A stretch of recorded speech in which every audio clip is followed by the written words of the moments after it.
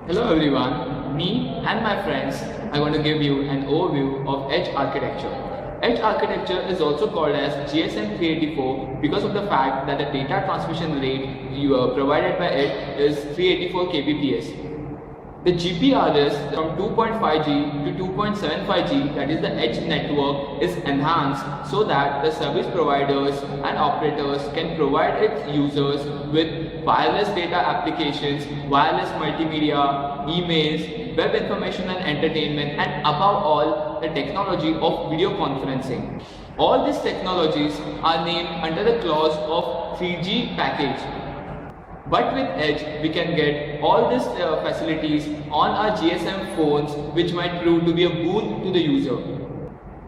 The main idea behind Edge is to obtain data rates higher than the existing 200 kHz GSM carrier by changing the type of modulation used.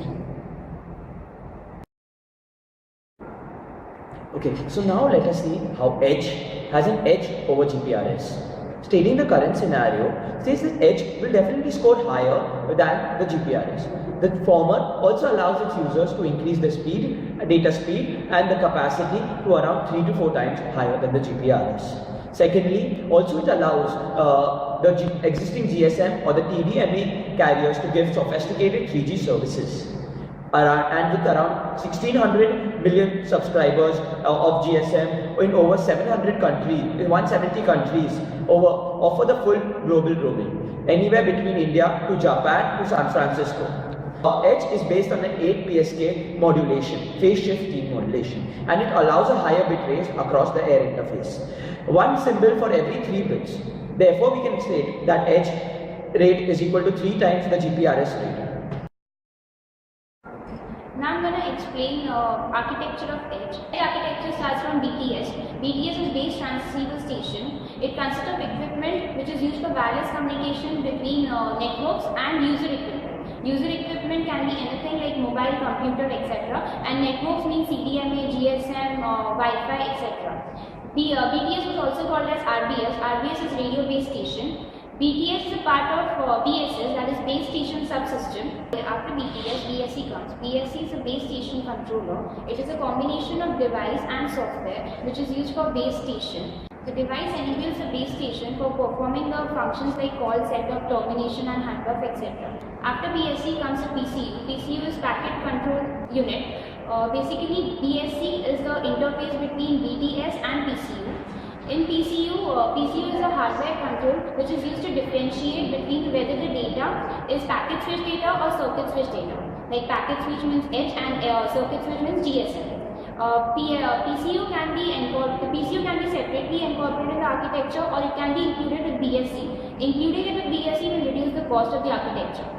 After PCU comes MSC. MSC is Mobile Switching Center. Mobile Switching Center is associated with call setup, release and routing. It also performs other functions like routing SMS, fax, servicing bills, etc.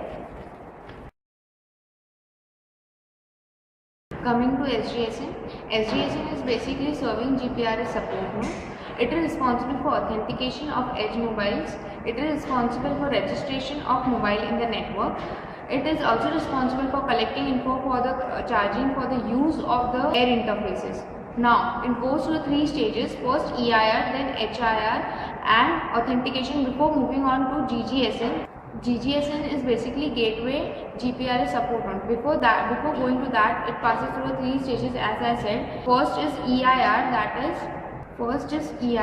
is Equipment Identity Register. It is used for identification of mobile equipment to prevent calls from stolen, unauthorized or defective mobile station. It is categorized into 3 based on the EMEI number, that is grey, black and white. The grey ones are the mobile serial number, those has to be tracked, and the black ones are those who are bad, and the white ones are those who are valid. If the number is valid, it goes to the HLR, checking whether it is a home network or visitor network. If it is a visitor network, then it adds its entry to the VLR, and passes through the authentication process.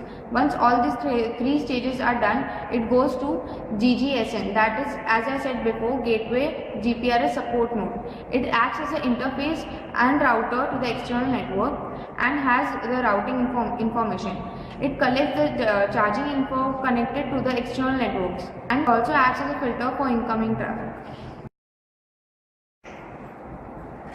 So after a brief about Edge architecture, let us see what Edge would mean to subscribers.